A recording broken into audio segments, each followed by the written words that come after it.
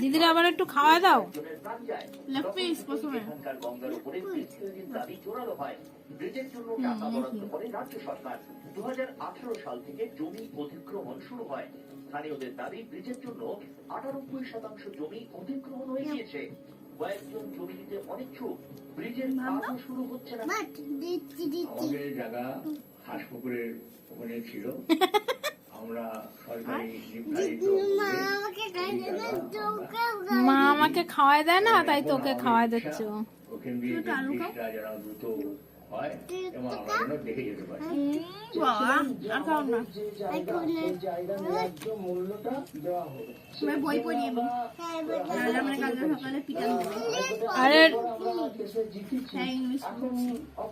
আর একটু জিরায় নে, খায় নে, তারপরে পর। এখন পড়লেও মাথার মধ্যে ঢুকবে না। বর্তমানের 48.19 একর জমি চিহ্নিত হয়। এর মধ্যে 47 একর জমি অধিগ্রহণ হয়ে গিয়েছে। 1.1 একর জমির জন্য ব্রিজের কাজ করা যায়নি।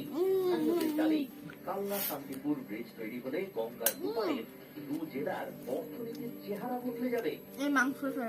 যারা অনিচ্ছুক চাষিরা আছে তাদের এই ক্ষুদ্র স্বার্থ ত্যাগ করে এই বৃহৎ স্বার্থে সমৃদ্ধ হওয়া উচিত।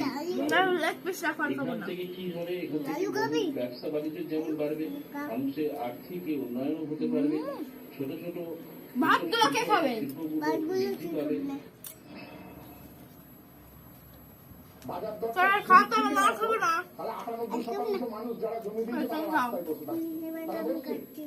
তারা সেখানে জমি দিয়ে দিয়েছে, তারা বরং লাভবান তারা এই জায়গাটাই হয়েছে। যারা প্রথমের দিকে জমি দিয়ে দিয়েছে, খোঁজ নিলে দেখবেন তারা জমিটাকে চাষও করছে। তাহলে একদিকে একদিকে চাষও করে যাচ্ছে, বরং তারাই লাভবান হয়েছে।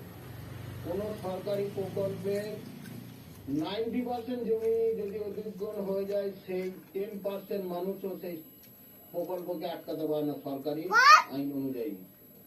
সব রাজ্য এই সরকার দেউলিয়া সরকার, ব্রিজ করার মতন পয়সা নেই।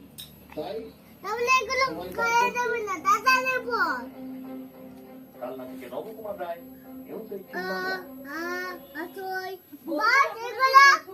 দেখিয়েছিলাম জলপাইগুড়ির স্মার্ট ক্লাসরুম সরকারি অনুদানে নয়, শিক্ষকের নিজের বেতনের টাকায়।